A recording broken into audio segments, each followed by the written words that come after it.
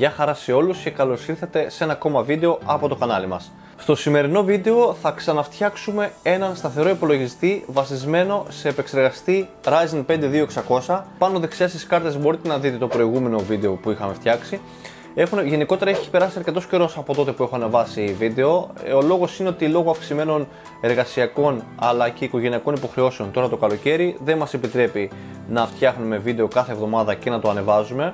Οπότε μου ξαναδόθηκε η ευκαιρία να φτιάξω ένα σύστημα βασισμένο στον 2600. Να πω και να τονίσω ότι το βίντεο αυτό το φτιάχνω αρχές Ιουνίου. Είμαστε περίπου ένα μήνα πριν από την έλευση της σειράς 3 των Ryzen, σειρά 3000 τέλος πάντων. Οπότε θα δώσουμε μια, δεν θα πω τελευταία ευκαιρία, καθώς ο Ryzen 5 2600 είναι ίσως είναι ο πιο δημοφιλής επεξεργαστής αυτή την εποχή. Τιμές δεν θα σας αναφέρω στο βίντεο, καθώς το βίντεο αυτό μπορεί να το δείτε μετά από ένα μήνα ή από 2 μήνες, οι τιμές να έχουν αλλάξει και να αρχίσετε πάλι τα σχόλια όπως είδα στο προηγούμενο βίντεο. Δεν θέλω να έχω μια τέτοια ανοίξη με οποιονδήποτε. Το βίντεο αυτό θα επικεντρωθούμε στην επιλογή των εξαρτημάτων, όχι στις τιμές, και θα δούμε και ένα-δύο πράγματα κατά την συναρμολόγηση του υπολογιστή. Για να περάσουμε λίγο στα εξαρτήματα, θα τα βλέπουμε βέβαια και κατά τη διάρκεια του στισίματος. Όπως προείπα, Ryzen 5 2600 αυτή τη στιγμή είναι ο πιο δημοφιλής επεξεργαστής. Ακόμα και τόσους μήνες μετά την κυκλοφορία του εξακολουθεί και είναι ένας από τους πιο δημοφιλείς και αξίζει τα λεφτά του. Ο επεξεργαστής θα κουμπώσει πάνω σε μια μητρική V450M από την ASRock. Έχει πάρα πολύ καλά χαρακτηριστικά για τα λεφτά της, είναι αρκετά προσιτή και θα δουλέψει άριστα με τον συγκεκριμένο επεξεργαστή. Στο σύστημά μας θα χρησιμοποιήσουμε 16 GB συνολικά, 2 ντυμάκια των 8 GB, 3000 MHz, είναι από την Patriot η σειρά Viper Gaming. Θα χρησιμοποιήσουμε SSD δίσκο 480 πάλι από την Patriot και για την κάρτα γραφικών θα χρησιμοποιήσουμε την 1660, είναι υλοποίηση από την Gainward. Είναι μια πάρα πολύ καλή επιλογή για τις μέρες μας. Έχουμε προσπαθήσει να είναι μια σχετικά ισορροπημένη επιλογή και να είναι ένα σύστημα που δουλεύει πάρα πολύ καλά. Τελειώνοντας, θα τροφοδοτήσουμε το σύστημά μας με ένα τροφοδοτικό από τη Thermaltake στα 650W και όλα αυτά θα μπουν σε ένα πάρα πολύ καλό κουτί, το οποίο είναι το κουτί από την Cougarin, το MX, το 330, το G. Είναι η έκδοση με το γυάλινο πλαϊνό, με το γυάλινο παράθυρο τέλος πάντων στο πλάι. Είναι μια πάρα πολύ καλή επιλογή, οπότε είμαστε έτοιμοι να ξεκινήσουμε να τα τοποθετήσουμε στον πάγκο και να ξεκινήσουμε το μοντάρισμα. Θα ξεκινήσουμε ανοίγοντας την μητρική, να κάνουμε την προεργασία. Το πρώτο πράγμα που θα κάνω, θα την ανοίξω και θα τοποθετήσουμε τον επεξεργαστή. Όπως είχα πει πιο αναλυτικά στο προηγούμενο βίντεο, ξανά σας λέω, πάνω δεξιά στις κάρτες θα δείτε στο βίντεο ότι η Ryzen 5, η σειρά Ryzen γενικότερα δεν χρησιμοποιεί αυτά εδώ τα πλαστικά τα ποδαράκια που βλέπετε και στην πάνω κάμερα. Οπότε για να είναι πιο εύκολο τώρα πρέπει να αφαιρέσουμε τα πλαστικά αυτά, οπότε πέφτει και το πίσω μέρος και για να μην είμαστε στο όρθιο πάνω στο κουτί είναι καλύτερα να γίνει τώρα εξ αρχής. Εδώ είμαστε. Και εδώ είναι ο επεξεργαστής. Αυτό είναι ένα βήμα που πρέπει κάποιος να έχει εμπειρία. Εάν από μόνοι σας δοκιμάσετε να κάνετε κάποιο PC build, καλό θα είναι να συμβουλεύεστε τα βίντεο, γιατί αν γίνει κάποιο λάθος εδώ πέρα, δυστυχώς ούτε οι εγγυήσεις καλύπτουν ούτε τίποτα. Λοιπόν, εδώ πέρα το βελάκι είναι εκεί πέρα. Να επαναλάβω, ο επεξεργαστής στην κάποια από τη γωνία του έχει ένα βελάκι, το οποίο βελάκι πρέπει να είναι στην ίδια ευθεία με το βελάκι που έχει και η μητρική. Βάλαμε τον επεξεργαστή, ήρθε η ώρα να βάλουμε την ψύχτρα. Σε κάποιο προηγούμενο βίντεο με είχατε ρωτήσει εάν βάζω κάποια πάστα. Να πω την αλήθεια, η μαμίσια, η stock ψύχτρα έχει κάποια πάστα. Για βασική χρήση είναι μια χαρά. Εγώ δεν το θεωρώ απαραίτητο. Κάποιος ο οποίος δεν πρόκειται ποτέ να κάνει overclock ή να το δουλεύει πάντα στο full, δεν κάνει κάποιο video editing τέλος πάντων, ή δεν παίζει super απαιτητικά παιχνίδια, εγώ δεν θεωρώ απαραίτητο να βάλεις κάποια πιο καλή ψύχτρα ή πιο καλή πάστα, οπότε μένουμε με τα stock. Λοιπόν, τοποθετούμε Λοιπόν, τελειώσαμε, τοποθετήσαμε την ψύχταρα και τον επεξεργαστή στη μητρική. Το επόμενο πράγμα που θα κάνω είναι σιγά σιγά θα σηκώσω το κουτί για να ξεκινήσουμε να βάζουμε τα πράγματα μέσα. Λοιπόν, ανεβάσαμε το κουτί εδώ πάνω. Να πω ξανά, είναι το Cougar, το MX330, το G. Το G είναι η έκδοση με το γυαλί στο πλάι. Να πούμε ότι αυτό είναι γυαλί, δεν είναι tempered glass, δεν είναι plexiglass, δεν είναι πλαστικό, είναι πάρα πολύ ποιοτικό.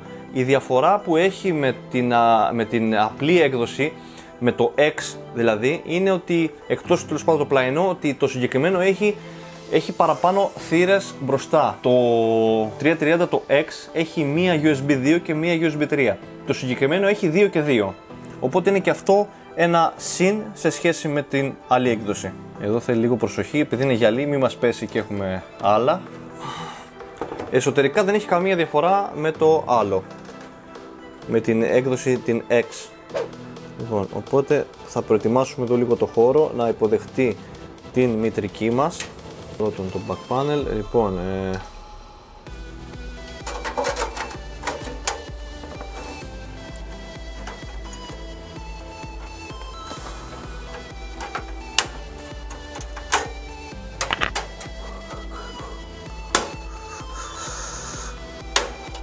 αυτό έτοιμο, μισό να βγάλω και το πίσω καπάκι. Λοιπόν, και βγάζω και τα καλώδια από πίσω, να τα φέρω στην μπροστά πλευρά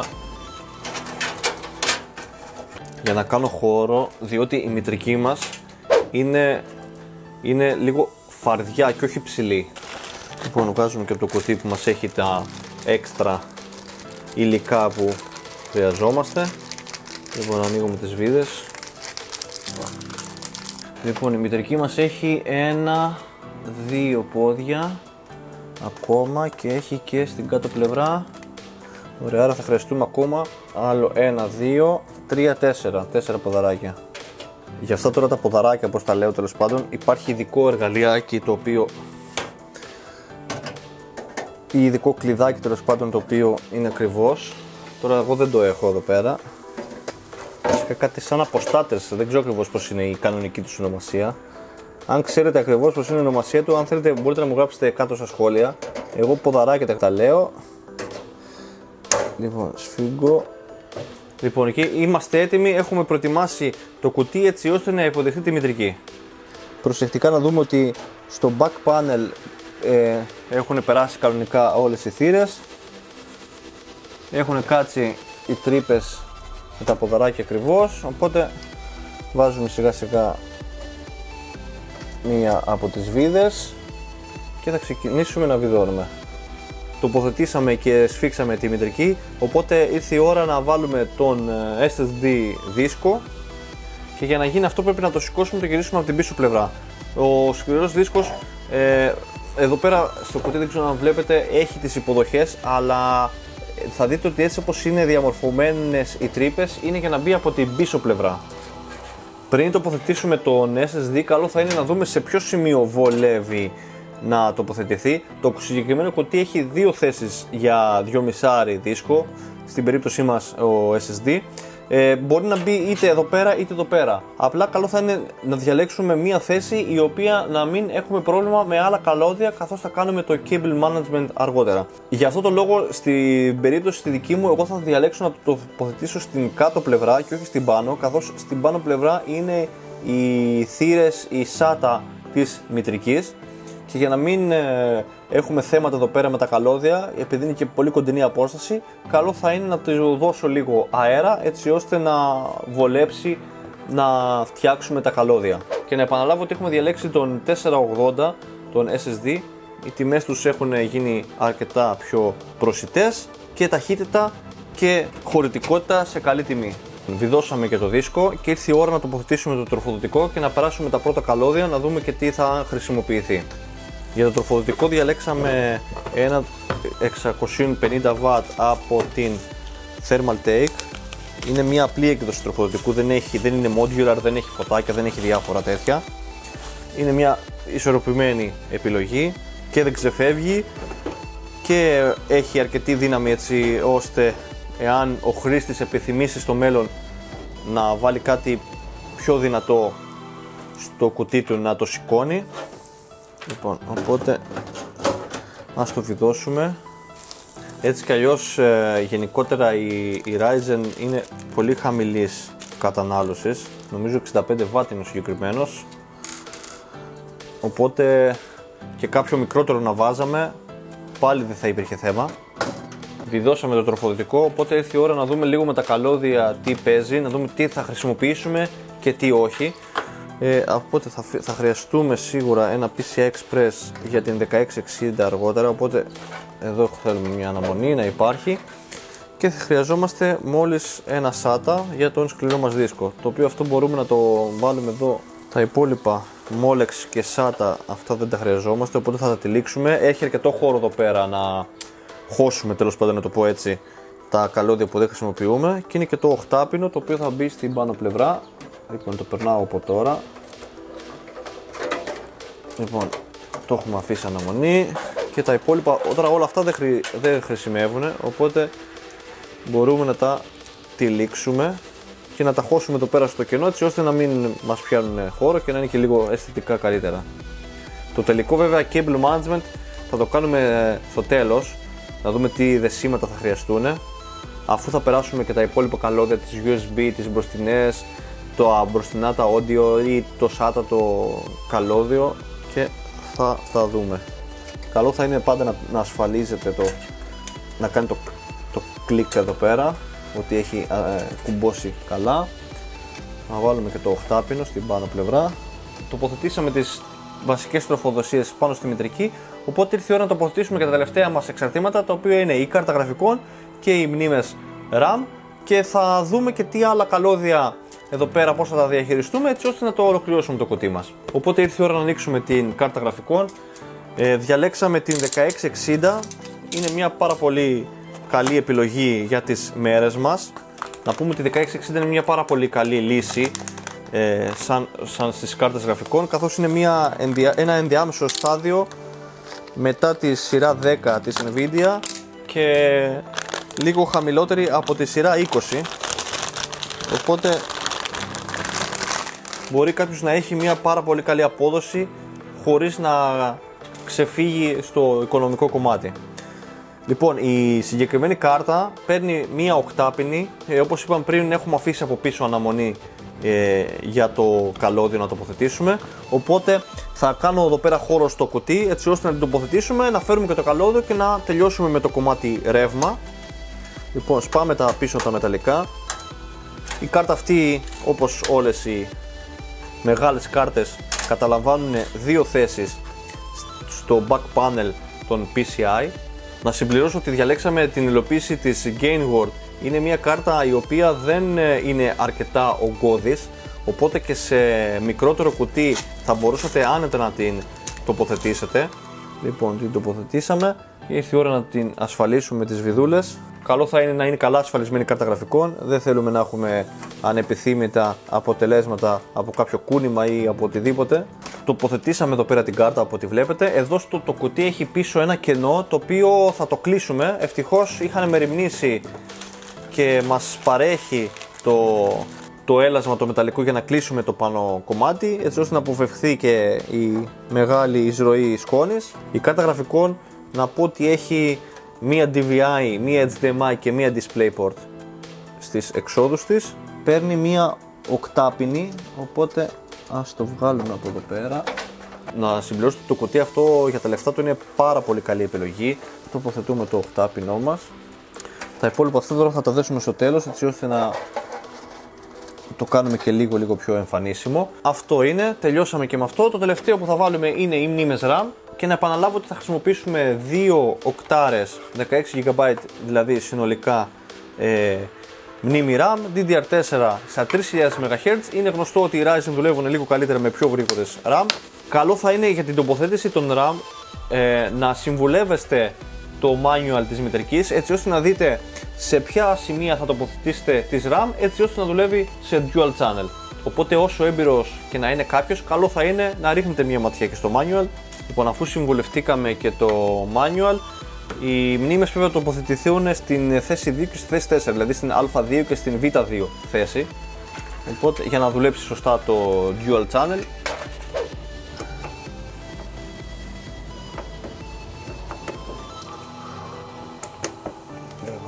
βάλαμε τη μια.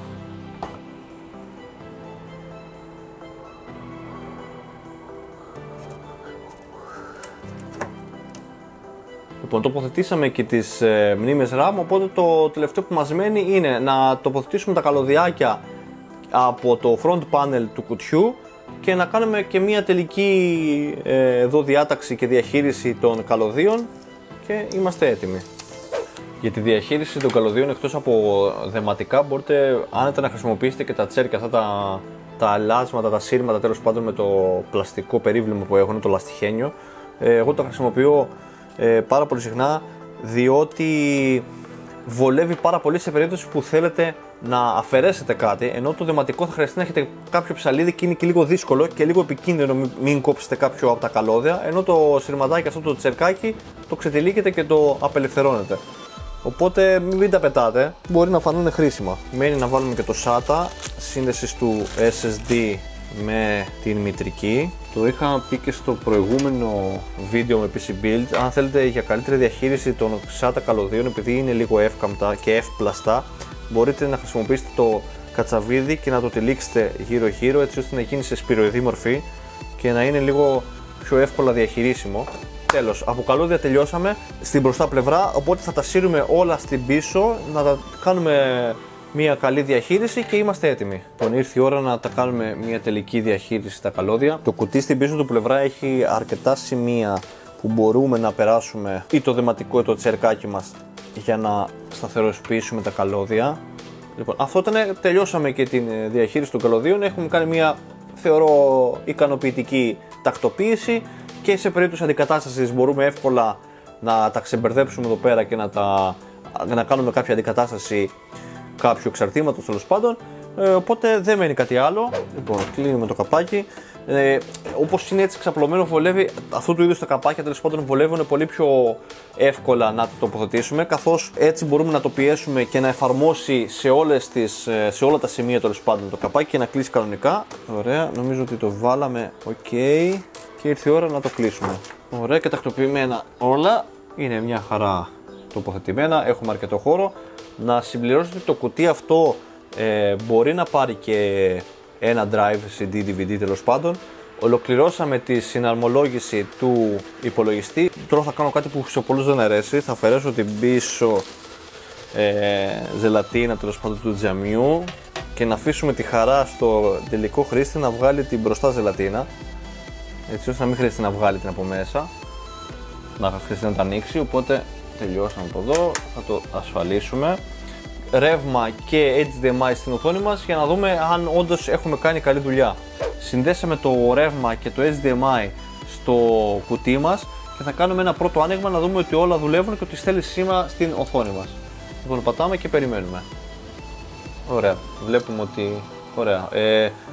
Το μήνυμα είναι δεν βρίσκεται τέλος πάντων το boot device, δεν έχουμε κάνει εγκατάσταση των Windows, οπότε όλα βαίνουν καλώς. Να πω ότι το κουτί είναι πάρα πολύ αθόρυβο. Το κουτί από μόνο του έχει έναν πίσω ανεμιστήρια εξόδου αέρα. Έχει πάρα πολλές θέσεις και για την μπροστά πλευρά αλλά και για το πάνω σημείο, τέλος πάντων στην πάνω πλευρά. Το πάνω σημείο έχει ένα μαγνητικό φιλτράκι όπου μπορούμε εύκολα να το καθαρίζουμε σε περίπτωση που πιάνει σκόνη. Μπορεί πάρα πολύ εύκολα να φιλοξενήσει και υδρόψυξη. Στη συγκεκριμένη περίπτωση, στη δική μας, ο Ryzen 5 2600 δεν είναι τέλος πάντων ενεργοβόρος, δεν σηκώνει ιδιαίτερες θερμοκρασίες, οπότε και η stock ψύχτρα για το 99% των χρηστών είναι ok.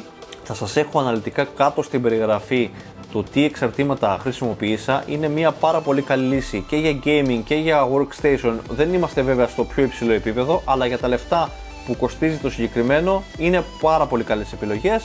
Να συμπληρώσω ότι κατά τη διάρκεια του βίντεο δεν ανέφερα καθόλου το κόστος, καθώς οι τιμές τις οποίες μπορεί να βρει ο κάθε χρήστης εξαρτάται καταρχήν από το ποιο κατάστημα θα τα ψωνίσει, αλλά εξαρτάται και ποια εποχή θα τα ψωνίσει. Το βίντεο αυτό γυρίζεται αρχές Ιουνίου. Μπορεί σε ένα μήνα τα προϊόντα αυτά να είναι πολύ πιο ακριβά ή να είναι πολύ πιο φθηνά. Δεν έκανα καμία αναφορά στο συνολικό κόστος, καθώς αυτό είναι κάτι το οποίο μπορεί πάρα πολύ εύκολα και γρήγορα να γίνει αλλαγή, είτε προς τα πάνω είτε προς τα κάτω. Συνήθως προς τα κάτω. Να πω ότι είμαστε περίπου ένα μήνα πριν την έλευση της νέας σειράς επεξεργαστών των Ryzen της AMD, η σειρά 3000, οπότε δώσαμε μια ακόμα ευκαιρία στον πολύ δημοφιλή Ryzen 5 2600. Επίσης στο κουτί βάλαμε 16 GB RAM, βάλαμε την 1660, η οποία είναι μια πάρα πολύ καλή επιλογή στις μέρες μας. Είναι ανάμεσα στη σειρά 10 της Nvidia και στη σειρά 20 της RTX. Είναι μια πάρα πολύ καλή επιλογή. Επίσης στο κουτί βάλαμε έναν SSD 480. Έχουμε μια πολύ καλή ισορροπία χωρητικότητας αλλά και ταχύτητας. Και το τροφοδοτήσαμε με ένα τροφοδοτικό από την Thermaltake των 650W. Όλα αυτά έχουν μπει στο πάρα πολύ καλό κουτί της Cougar, το MX το 330 το G. Είναι η έκδοση με το Tempered Glass και με τις 4 θύρες μπροστά και όχι τις 2. Επίσης να συμπληρώσω ότι όλα αυτά πατήσαν πάνω σε μια μητρική της ASRock με chipset V450M. Είναι μια μητρική η οποία μας δίνει τη δυνατότητα μελλοντικά να αναβαθμίσουμε, καθώς έχει άλλα 2 slots για RAM, έχει M2 slots για NVMe M2 δίσκους, όπως επίσης η μητρική μας δίνει και τη δυνατότητα να συνδέσουμε κάποια στοιχεία με RGB LEDs πάνω, είτε αυτά είναι fan, είτε είναι κάποιο φως μέσα στο κουτί, είτε οτιδήποτε. Αυτό ήταν λοιπόν το βίντεο μας για σήμερα. Ένα νέο PC build, μια πολύ καλή και ισορροπημένη επιλογή εξαρτημάτων για ένα ισχυρό σύστημα για πάρα πολλές δουλειές. Μην ξεχάσετε, κάτω στα σχόλια μπορείτε να μου αφήσετε τις παρατηρήσεις και τις εντυπώσεις σας για το βίντεο και για το PC build αυτό. Όσοι έρχεστε πρώτη φορά στο κανάλι, μπορείτε από εδώ πέρα να κάνετε εγγραφή στο κανάλι μου, όπως επίσης να ενεργοποιήσετε και το καμπανάκι, έτσι ώστε να σας έρχονται ειδοποιήσεις κάθε φορά που ανεβάζουμε νέο βίντεο. Τα λέμε σε επόμενο βίντεο.